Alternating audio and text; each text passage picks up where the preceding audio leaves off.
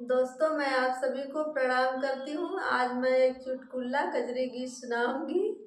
आप लोग गलत मत समझिएगा और हमारे चैनल को लाइक करिए, सब्सक्राइब करिए। आप लोग को गीत कैसा लगता है कमेंट में ज़रूर बताइए।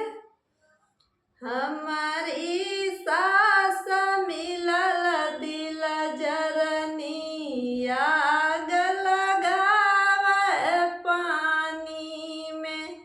हमारी सास मिलल दिल जरनी, आग लगावे पानी में। केतनो रची रची जवाना बनाई, तब बाप बिरन गरियावन, तब बाप बिरन गरियावन।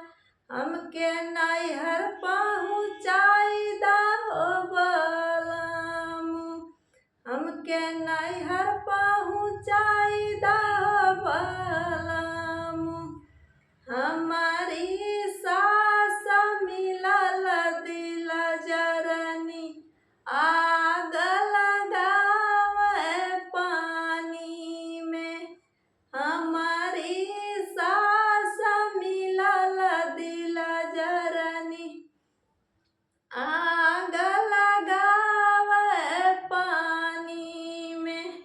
केतनो रची रची बीड़वा जोड़ाई, तब बाप बिरन गरियावन, तब बाप बिरन गरियावन।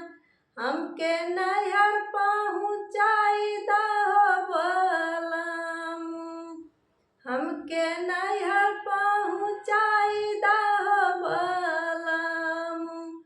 हमारी ननद मिलल दिल जरनी, हमारी ननद मिलल दिल जरनी, आग लगावे पानी में।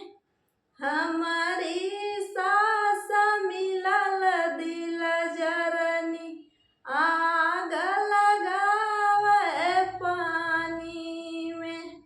केतनो रची रची से जिया सजाई, तब बाप बिरन गरियावन, तब बाप बिरन गरियावन।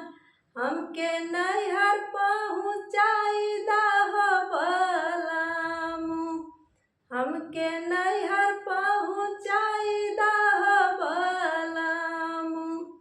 हमारी सास मिलल दिल जरनी,